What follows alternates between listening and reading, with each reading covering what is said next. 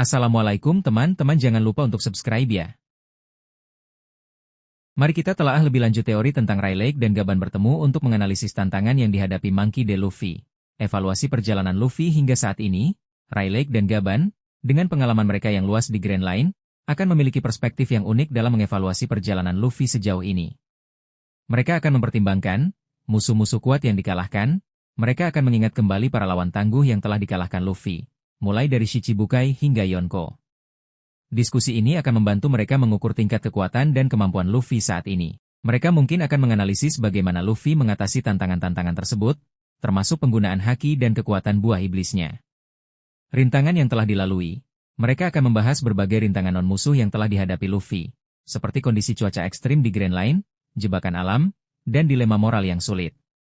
Ini akan memberikan gambaran tentang ketahanan dan kecerdasan Luffy dalam menghadapi kesulitan.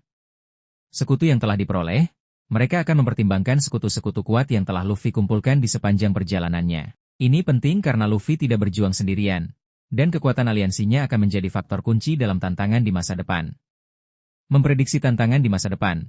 Dengan pemahaman mereka tentang dunia dan kekuatan-kekuatan besar yang ada, Rayleigh dan Gaban akan mencoba memprediksi tantangan yang mungkin menanti Luffy. Pemerintah dunia.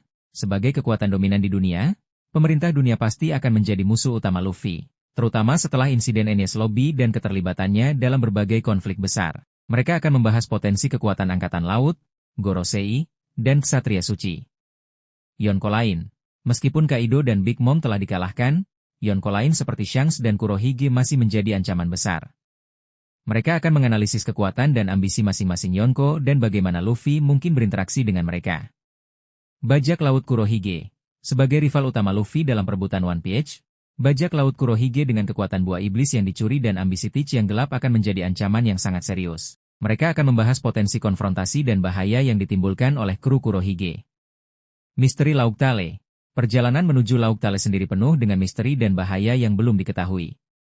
Mereka akan berspekulasi tentang tantangan terakhir yang mungkin dihadapi Luffy untuk mencapai pulau tersebut dan mengungkap kebenaran dunia.